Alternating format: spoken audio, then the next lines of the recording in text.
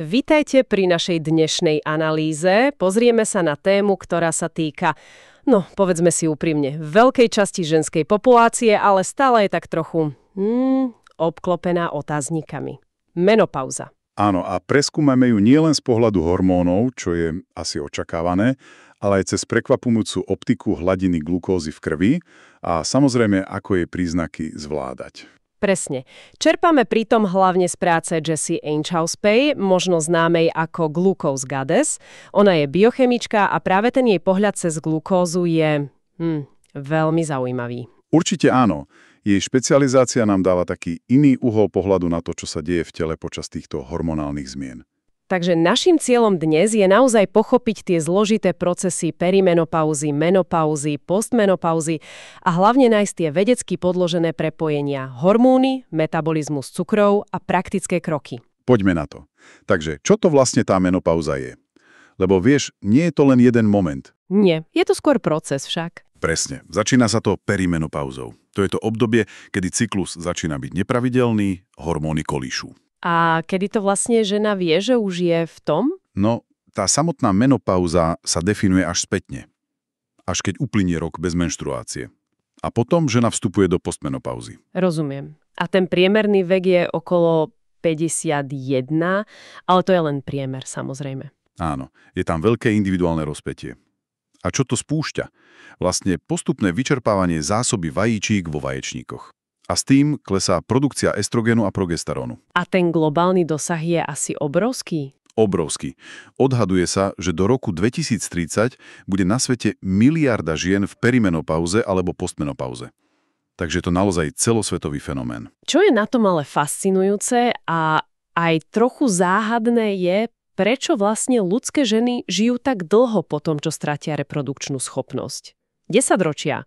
V prírode to nie je bežné však? Vôbec nie. Je to naozaj evolučná zvláštnosť. Väčšina zvierat je plodná takmer celý život. Takáto dlhá postreprodukčná fáza, ako u ľudí, tá bola spoľahlivo pozorovaná len u pár druhov. U ktorých napríklad? Napríklad u niektorých veľrýb, kosatky, veľryby pilotné, bieluhy. A celkom nedávno, myslím štúdia z 2023, to potvrdili aj u divokých šimpanzov. Ale stále je to rarita. A existuje nejaká teória, prečo práve u ľudí, prečo evolúcia tak povediac povolila ženám žiť tak dlho potom? No, najznámejšia je asi hypotéza babičky. Hypotéza babičky? To znie zaujímavo. Hovorí o tom, že ženy po menopauze mohli byť pre prežitie skupiny kľúčové. Pomáhali s vnúčatami, zbierali jedlo, odovzdávali skúsenosti, vedomosti. Takže ich prítomnosť a pomoc zvyšovali šance na prežitie potomkov a celej komunity. Presne, ten prínos bol taký veľký, že evolúcia mohla podporiť práve tú dlhovekosť po reprodukčnom období. Hoci, samozrejme, 100% dôkaz nemáme, ale táto hypotéza je dosť silná. Je to paradox, že napriek tejto možnej dôležitosti je menopauza často zredukovaná len na návaly tepla. Ale tie symptómy sú oveľa širšie. Áno. Návaly tepla, nočné potenie, to pozná asi každý. Ale to je len špička ľadovca. Ten zoznam je naozaj dlhý a veľmi individuálny. Čo tam ešte patrí? Tak napríklad bolesti klbov, rednutie vlasov, suchá koža, zadržiavanie vody, priberanie, hlavne okolo pása, spomalený metabolizmus, únava, veľká únava. A čo tie kognitívne veci? Tam mozgová hmla. Presne. Problémy s pamäťou, sústredením, potom bolesti hlavy, zlý spánok, zmeny nálad, úzkosť, podráždenosť, niekedy až depresia. A ešte aj tie intimnejšie veci. Áno, vaginálna suchosť, strata plnosti prsníkov, znížené libido, dokonca aj zimnica sa môže objaviť. Je to naozaj komplexné. Existujú nejaké dáta, ako veľmi sú tie symptómy rozšírené? Áno, napríklad veľká štúdia Zoe Predict 3 ukázala, že prakticky všetky ženy zažívajú nejaké symptómy. Ale čo je zaujímavé, až 2/3 žien v perimenopauze a okolo 40% v postmenopauze hlásilo viac ako 12 symptómov naraz. 12 symptómov naraz? To je naozaj veľa. Je to veľa a ukazuje to, aký zásah to je do fungovania tela.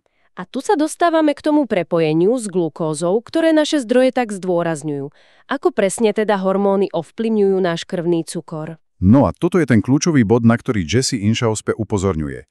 Tie klesanujúce hladiny hormónov, hlavne estrogénu, menia spôsob, akým telo reaguje na sacharidy. na cukry a škroby v jedle.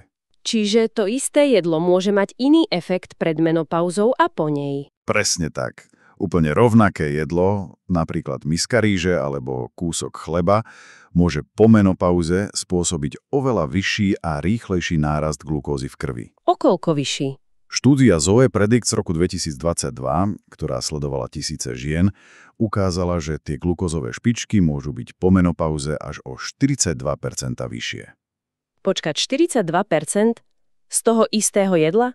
To je obrovský skok. Je to naozaj výrazný rozdiel a dôležité je, že to podľa týchto dát nie je primárne vekom, ale práve tým hormonálnym posunom, tým poklesom estrogénu. Prečo má estrogen taký vplyv? Estrogén hrá úlohu v tom, ako sú bunky citlivé na inzulín a celkovo pomáha regulovať glukózu. Keď ho je menej, telo akoby stráca časť tej efektivity pri spracovaní cukrov. A aké sú dôsledky týchto lečích glukózových špičiek? Čo to robí s tými symptómami menopauzy? No práve tieto výkyvy, rýchly nárast a potom často aj rýchly pád glukózy môžu podľa zdroja mnohé tie symptómy zhoršovať. Ktoré napríklad? Môžu stať za tými nezvládnutelnými chuťami na sladké, za pocitom únavy po jedle, môžu podporovať zápaly v tele, výkyvy nálad, podráždenosť a samozrejme prispievať k priberaniu, hlavne ukladaniu tuku na bruchu. Spomínali sme aj tú mozgovú hmlu, súvisí aj tá s cukrom. Sú náznaky, že áno. Veľké výkyvy glukózy môžu spomaľovať komunikáciu medzi neurónmi v mozgu. A to sa môže prejaviť práve ako tá hmla, zabúdanie, ťažkosti so sústredením. Zaujímavé. V zdrojoch sa myhli aj na dobličky. Akú úlohu hrajú oni? No, keď vaječníky utlmia svoju funkciu, časť produkcie ženských hormónov, aj keď oveľa menšiu, preberajú práve na dobličky. Sú taký záložný systém. Ale tie sú známe hlavne produkciou stresových hormónov, ako kortizol. Presne. A tu prichádza tá hypotéza. Ak je telo pod chronickým stresom, a za stres sa považujú aj tie veľké výkyvy glukózy, nadobličky sú stále v pohotovosti. Produkujú kortizol, adrenalín. A to ich vyčerpáva. Môže ich to preťažovať. A potom hypoteticky nemôžu mať dostatočnú kapacitu, aby efektívne produkovali aj tie malé množstva ženských hormónov. Čo by mohlo tie symptómy menopauzy ešte zhoršiť. Takže stabilnejší cukor by mohol znamenať menej stresu pre nadobličky a možno trochu lepšiu hormonálnu podporu. Teoreticky áno. Sú aj štúdie, napríklad americká VHSON, ktoré naznačili spojitosť medzi vyššou glukózou a inzulínom a častejšími návalmi tepla a potením. Dobre, ak je to prepojenie také silné, znamená to, že by sme stravou mohli tie symptómy naozaj ovplyvniť. To by bola skvelá správa. A toto je tá naozaj dobrá správa. Výskumy čoraz viac naznačujú, že áno. Kvalita stravy a hlavne snaha o stabilnejšiu hladinu glukózy môžu mať merateľný dopad. Aký veľký dopad? Napríklad už spomínaná štúdia Zoe Predict 3 naznačila, že cielené zmeny v strave zamerané na glukózu by mohli zmierniť symptómy aj o 30%. 30%? To je dosť podstatné. Aké sú teda tie praktické stratégie, tie glukózové hacky, ako ich volá Inčausté? Cieľom nie je vyhýbať sa sacharidom úplne, to by nebolo správne. Ide skôr o to, ako ich jesť, aby nespôsobovali tie prudké výkyvy. Čiže spomaliť ich vstrebávanie? Presne. Napríklad začať deň slanými raňajkami, bielkoviny, tuky. Nie hneď sladké pečivo. OK, slané raňajky, čo ďalej? Potom ten princíp obliekania sacharidov. Keď jeme cestoviny, rýžu, chlieb, vždy k ním pridať vlákninu, teda zeleninu, bielkoviny a zdravé tuky. Čiže napríklad ku chlebu avokádo a vajíčko, alebo k cestovinám zeleninu a kuracie mäso? Áno, tieto zložky spomalujú trávenie cukrov. Ďalší typ je vypiť pohár vody s lyžičkou octu pred jedlom so sacharidmi. Ocot? Naozaj? Áno, jablečný alebo víny. Kyselina octová môže trochu spomaliť rozklad škrobov. Tiež sa odporúča začať obed či večeru zeleninou. Tá vláknina vytvorí akoby gélovú vrstvu a spomalí vstrebávanie glukózy z toho, čo zjeme potom. A čo sladkosti alebo ovocie? Tie radšej nie nalačno. Ideálne ako dezert po hlavnom vyváženom jedle. A pohyb? Ten asi tiež hrá rolu. Určite. Krátka prechádzka stačí 10-15 minút, po jedle s obsahom sacharidov je veľmi efektívna. Svaly si tú glukóžu hneď zoberú z krvi. Dobre, toto sú zaujímavé tipy. Mimochodom, ona má k tomu aj nejaký materiál, však? Áno, Jessie Inčauspe má k dispozícii PDF s detailným popisom týchto hackov, dá sa nájsť online. Spomínali sa aj doplnky stravy, konkrétne 2. Áno, zdroj spomína extrakt z listov moruše bielej.